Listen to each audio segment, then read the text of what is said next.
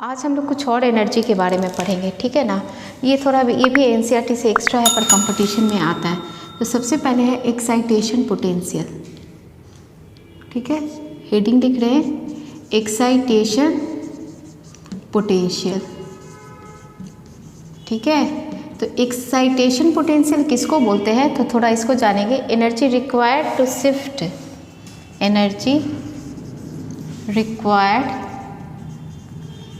To shift an electron, ठीक है ना। Energy required to shift an electron from ground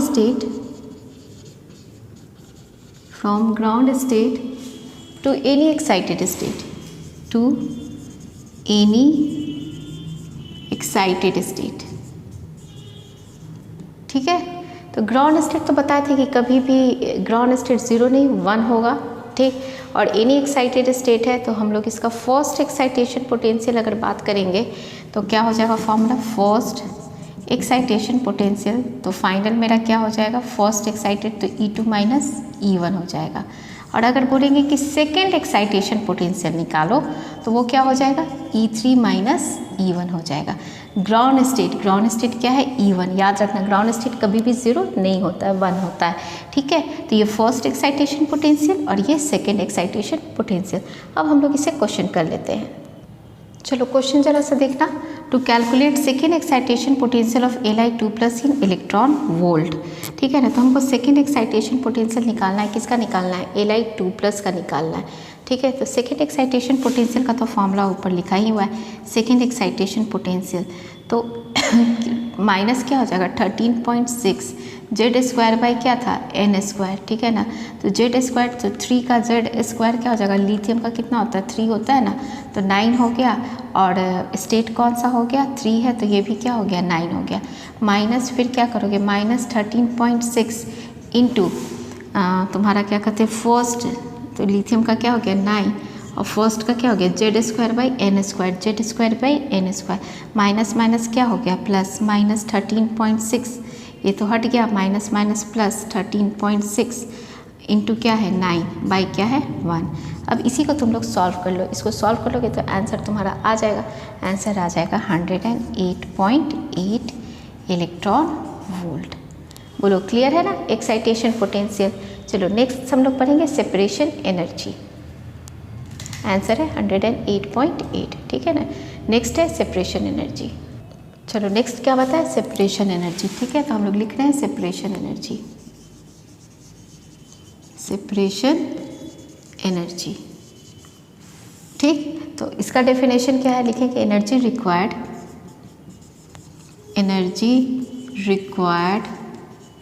to shift an electron, ठीक है ना, to shift an electron from any excited state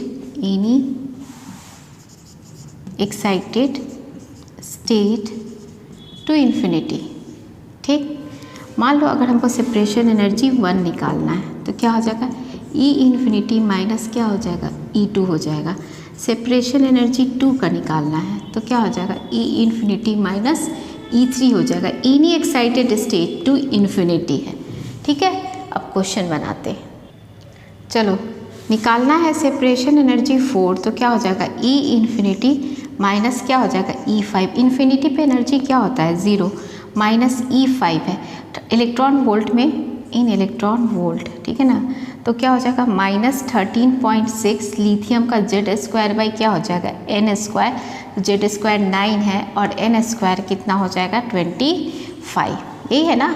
अब इसको तुम लोग सॉल्व कर लोगे, तो इसको सॉल्व करोगे तो आंसर आ जाएगा 4.89 इलेक्ट्रॉन वोल्ट। हो गया सेपरेशन एनर्जी। चलो आगे बढ़ते हैं, ionisation energy.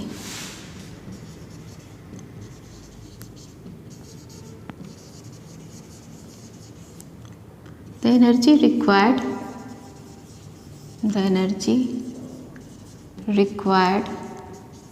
to shift an electron from ground state ground state to infinity, ठीक है ना। ग्राउंड स्टेट से कहाँ जाना, इन्फिनिटी में जाना, ठीक है ना। फ्रॉम ग्राउंड स्टेट टू क्या हो जाएगा, इन्फिनिटी हो जाएगा, ठीक है। तो इसका फॉर्मूला जो है वो क्या हो जाएगा, आयनाइजेशन एनर्जी। ग्राउंड स्टेट तो तुम लोग जान ही रहे हो क्या होगा, E1 हो जाएगा, ठीक। अब क्वेश्चन बना लेंगे। क्वेश्चन लिख रहे हैं, calculate the ionisation energy of Ag plus, ठीक है।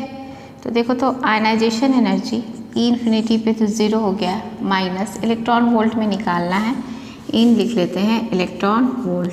तो माइनस क्या हो जाएगा 13.6 इंटू क्या Z²/n²। तो हीलियम का एटॉमिक नंबर 2 तो 4 हो गया और n² कितना हो गया 1 हो गया।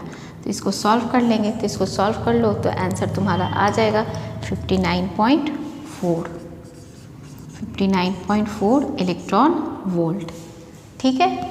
अब चलो रिलेशन बताते हैं पोटेंशियल एनर्जी, काइनेटिक एनर्जी और टोटल एनर्जी के बीच में। ये एकदम स्टार मार्क करके नोट कर लो कंपटीशन के लिए। जैसे जैसे n बढ़ता है टोटल एनर्जी बढ़ता है, पर delta E difference of energy क्या होता है, घटता है, ठीक है ना। यहाँ से क्वेश्चन आता है एग्जाम में, तो इसको ध्यान रखना। और रिलेशन देखो, total energy is equal to क्या होता है, half potential energy is equal to तुम्हारा काइनेटिक एनर्जी क्या हो जाएगा, माइनस काइनेटिक एनर्जी। ये रिलेशन ध्यान रखना, ठीक है। और टोटल एनर्जी जो है वो डायरेक्टली प्रोपोर्शनल किसके है, पोटेंशियल एनर्जी के, और इनवर्सली प्रोपोर्शनल किसके है, काइनेटिक एनर्जी के, ठीक है। यहाँ से भी क्वेश्चन तुमको और यहाँ से भी क्वेश्चन, ठीक।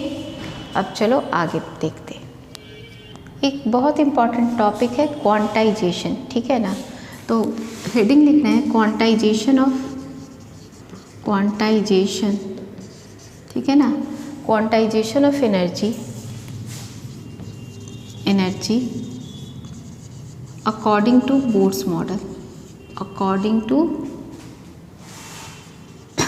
बोर्ड्स मॉडल, ठीक है ना। इस एनर्जी के बारे में, क्वांटाइजेशन ऑफ एनर्जी के बारे में जानना है।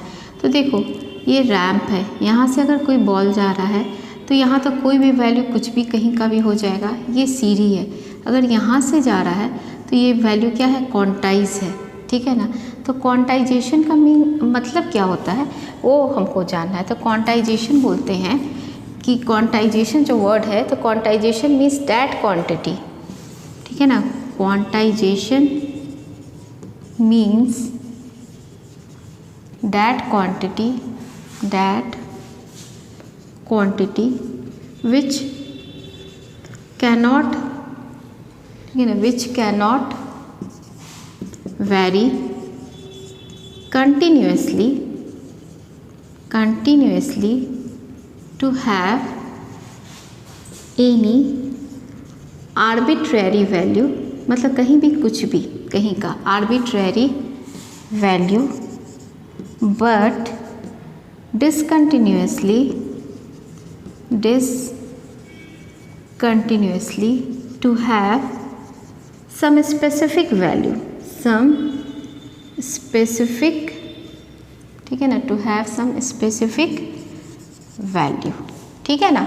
Quantization means that quantity which cannot vary continuously to have any arbitrary value, but discontinuously to have some specific value, ठीक है।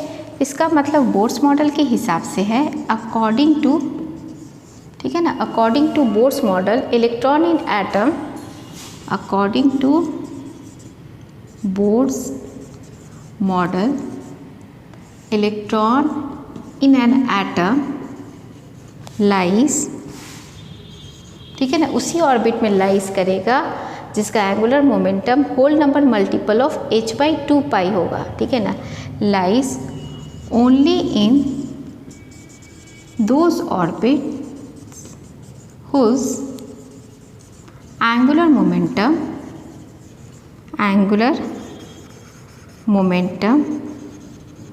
Is whole number multiple of h/2, 2 pi, ठीक है ना। तो ये हम लोग पढ़े थे ना कि mvr इज इक्वल टू क्या था, nh by angular momentum nh by 2 पाई, जहाँ n क्या होना चाहिए, होल नंबर में होना चाहिए। यही है क्वांटाइजेशन का मतलब, ठीक है ना। अब चलो, अब हम लोग इसमें बोर्ड्स मॉडल का इतना सारा फॉर्मूला है, पर याद करना होगा। Separation energy, ionisation energy, excitation potential, ठीक है ना। फिर तुम्हारा एनर्जी का वैल्यू अलग अलग था ना, जूल में था 2.18 इंटू 10⁻⁻18, अर्ग में था 2.18 इंटू 10⁻⁻11 अर्ग, इलेक्ट्रॉन वोल्ट में क्या था 13.6 था, किलो कैलोरी में तुम्हारा 313.6 था।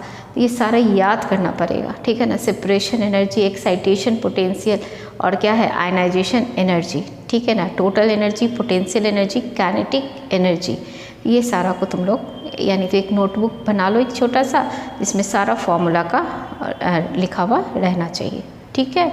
तो अब इसमें हम लोग पढ़ेंगे लिमिटेशन ऑफ बोर्ड्स मॉडल। चलो, तो हेडिंग लिख रहे हैं limitation of boards model.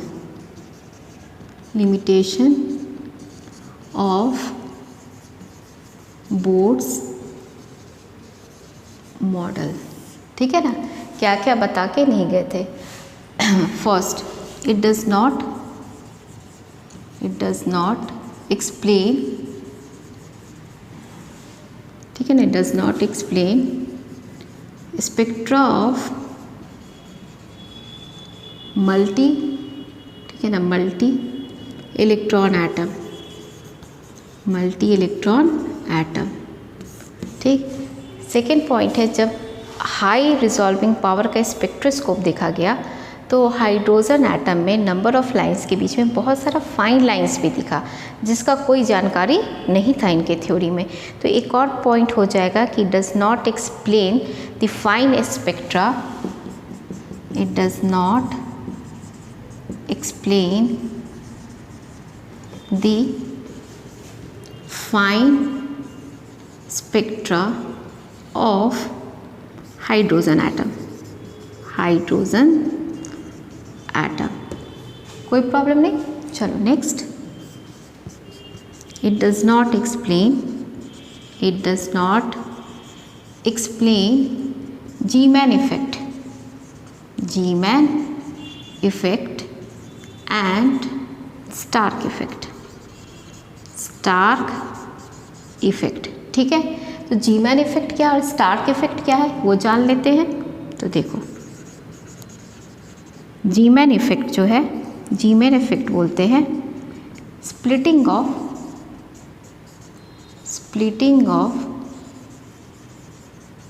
Spectral lines in the presence of magnetic field, magnetic field हो गया।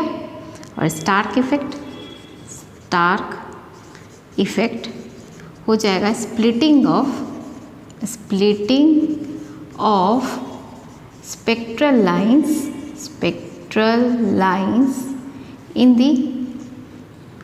Presence of electric field, in the presence of electric field. कोई प्रॉब्लम नहीं, ठीक है।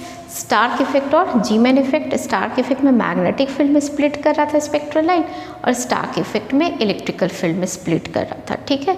और 2-3 पॉइंट देख लो, ठीक। नेक्स्ट है, it does not explain shape of molecule, जो हम लोग केमिकल बॉन्डिंग में पढ़ेंगे, ठीक है ना, शेप ऑफ मॉलिक्यूल्स,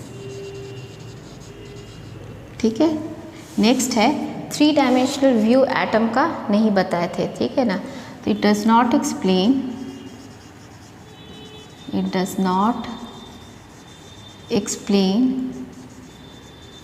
3 डायमेंशनल, ठीक है ना, 3 डायमेंशनल मॉडल ऑफ एटम लिख लेते हैं, 3 dimensional model of an atom, model of an atom, ठीक है।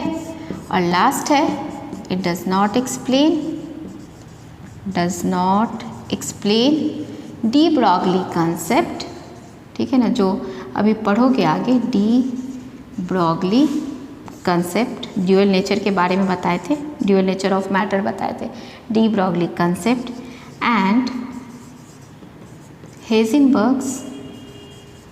हेज़नबर्ग्स अनसर्टेनिटी प्रिंसिपल। हो गया लिमिटेशन, ठीक है ना। तो जो जो ये बता के नहीं गए वो सब आगे हम लोग को पढ़ना है।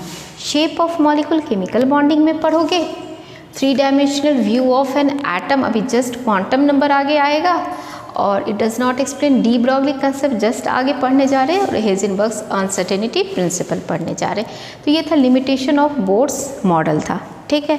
अब जो नेक्स्ट क्लास जो मेरा होगा वो होगा डी ब्रॉगली कंसेप्ट, और फिर उसके बाद हेज़नबर्ग्स अनसर्टेनिटी प्रिंसिपल, ठीक है।